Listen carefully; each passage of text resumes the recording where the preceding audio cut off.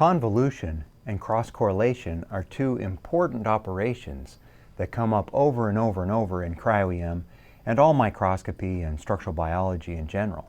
And we'll talk about them now after studying Fourier transforms because they're calculated in Fourier space and best understood with reference to Fourier transforms. So let's start with convolution. Now let's suppose we have one function which is just a series of delta functions at different positions along the axis. And let's call this function f of x. And let's suppose that we have a second function which has this kind of a shape. And let's call this function h of x. Then what it means to convolve f of x and h of x is everywhere that f of x has a value to essentially map or place the function h of x in that location. So here we have f of x as a delta function. And so if we placed h of x there, and then we make another copy of h of x over here, and where these functions overlap, they'll just pile up. And then we skip over to here, and we reproduce h of x in this location as well. So that's the convolution of h of x and f of x. And so it would look something complicated there, another complication there, then basically flat, and then another version of h of x, another version of h of x. Okay, so that would be the convolution. And we call that f convolved. That's a symbol we use for convolution, convolved with h. And the formula is, let's say g of I. If g of I is the convolution of f and h, well then it's equal to the integral from negative infinity to positive infinity of f of some dummy variable x times h of I minus x dx. Now while the concept of what is happening in a convolution and its formula is relatively simple in one dimension, its practical relevance may not be so clear. For that, let's move into the two-dimensional case. Imagine there was an image, say an image of a duck, as shown here.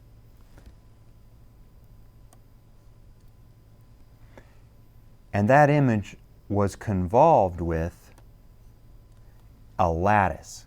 So this is like a second image, but what I'm trying to depict here with the red dots are delta functions. And the delta functions are placed in a regular 2D lattice. So if you convolved a particular image with a two-dimensional lattice, the result would be a crystal of that unit cell laid down in the pattern dictated by the lattice. So a crystal can be understood as the convolution of two different functions. One, the density of one single unit cell convolved with the lattice of the crystal. And so as you'll see later, all of the processing that we might do on data collected from a crystal involves this understanding that that data comes from the convolution of two different functions. Now another way that convolution comes up in any kind of microscopy is in the idea of a point spread function. And let's imagine that we have a very fine image. In this case, this is the image of an eyeball, but it's very finely pixelated. As you can see, each of these dots, it's a very high detail pixelated image here. And if we were to convolve that image with a Gaussian spreading function, you might call it, the result is what appears to be a much smoother image of the eye, because each of these distinct sharp peaks is smeared by this Gaussian blurring function. And we call this a point spread function, which I'll abbreviate many times as point spread function, PSF. And conceptually, it describes how each point in the original image is smeared in the final picture. In the context of microscopy, this happens because the original image is an object of interest, and Unfortunately, electron microscopes, nor any other kind of microscope, can produce a perfect image of the object.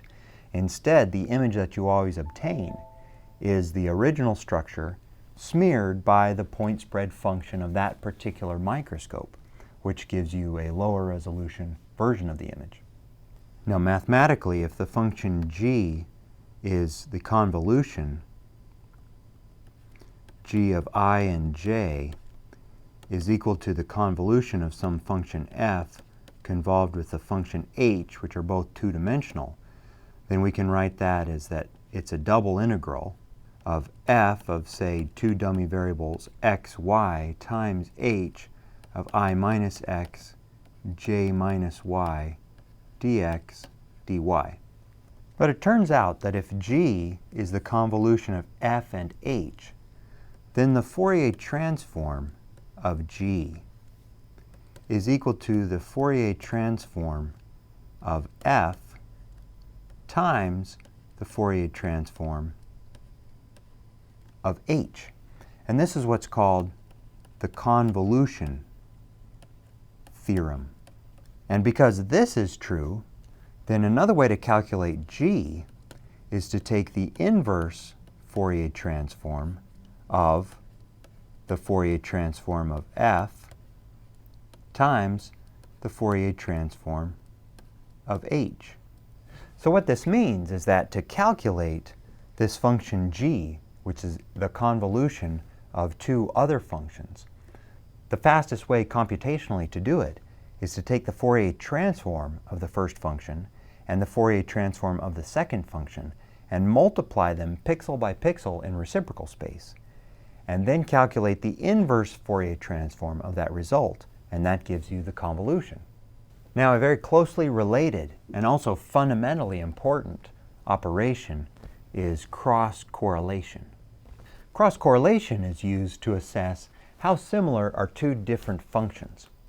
So, for instance, in this example from Hecht's book Optics, one function is given as an image of a city, a black and white image of a city from above.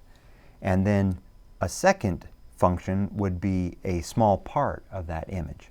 And cross-correlation can be used to ask how similar is this image to this image, and more specifically, where in this larger image does this feature appear.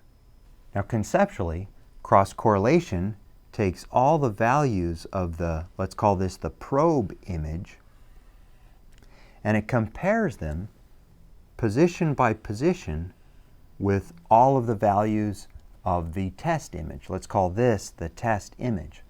And so it compares this probe image with the test image in the upper left corner, and then it moves over one pixel and it compares it to the test image in the next position.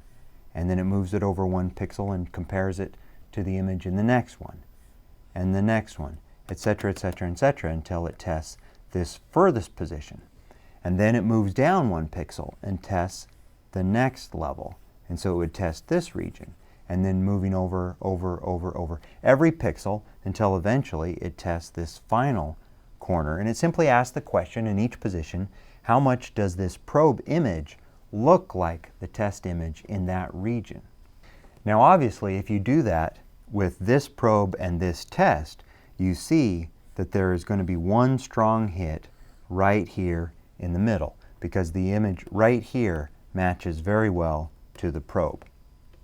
And so for this example, the cross-correlation coefficient, which assesses the similarity of the probe and the test, is essentially 0 at all these positions across the test image except one, right here, and has a very high value right there, which represents that position because that's where the match is.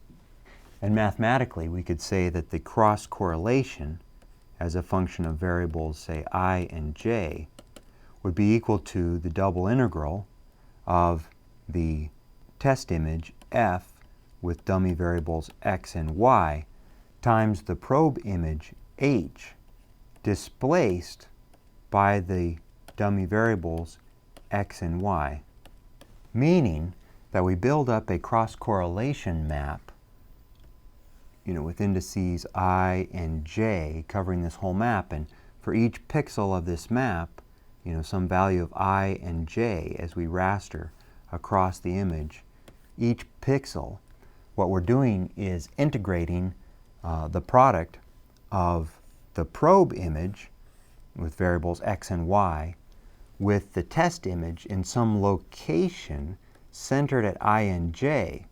And the first pixel of the probe image is multiplied against the first pixel of the test image, and its product is added to the product of the next pixel times the next pixel plus the product of the next pixel times the next pixel, etc., etc. And that entire sum of those products is the cross-correlation coefficient, or the value of the cross-correlation map at that particular position. Now, the reason that the sum of products is so effective to assess the similarity of the probe image and the test image is because imagine that in one pixel of this image, let's say the probe has a very high positive value, and in the equivalent pixel of the test image, it also has a high positive value. Then their product will be a very large positive number. Then let's imagine we're in a pixel over here where the probe image is very negative. And if that superimposes perfectly on a position where the test image is also very negative, two very negative numbers, their product is again a very large positive number. And so every time you have a match, then it adds substantially to the sum. On the other hand, if the test image has a negative value and the probe image has a positive value, their product is a negative number, subtracting away from the cross-correlation coefficient, so showing that those images didn't really match very well. So as you can see, the mathematical form of the cross-correlation is very similar to a convolution. The only difference is that in a convolution, one of the functions is flipped before being multiplied with the second. In the case of a cross-correlation, neither one is flipped. But nevertheless, the best way to calculate a cross-correlation map is again by taking advantage of the convolution theorem. And the best way to calculate the cross-correlation map is to calculate the inverse Fourier transform of the Fourier transform of f times the Fourier transform of h, getting all the signs of the dummy variables right so that it is a cross-correlation. And just to give you a sense of one of the ways that cross-correlation will be used in cryo-EM, let me show you this image of hemocyanin particles. Hemocyanin is a very large macromolecular complex that looks like a barrel. So from the top it looks like a circle, and from the side view it looks like a barrel. And so supposing we had these particles frozen in a thin layer of ice, and then we took an EM image, it would look like this. In fact, that's what this image is. Now, if we wanted to search for all the particles in the image computationally, we could take one example image of, say, a top view, and another example image of a side view, and then we could calculate the cross-correlation map of this top view with this whole original image. Here, just the top peaks of that correlation map are shown with white X's, showing that it's possible to computationally find the examples of the top views.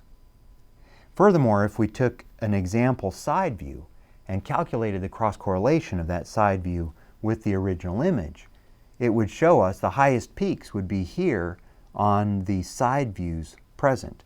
And so you can computationally find all of these side views. Now note, a side view would have to be rotated into all possible orientations, and each orientation could be cross-correlated with the original image to find all the different orientations. But nevertheless, this is the concept of how cross-correlation is used to find particles in a cryo-EM image. It has other uses as well, as we'll see later on.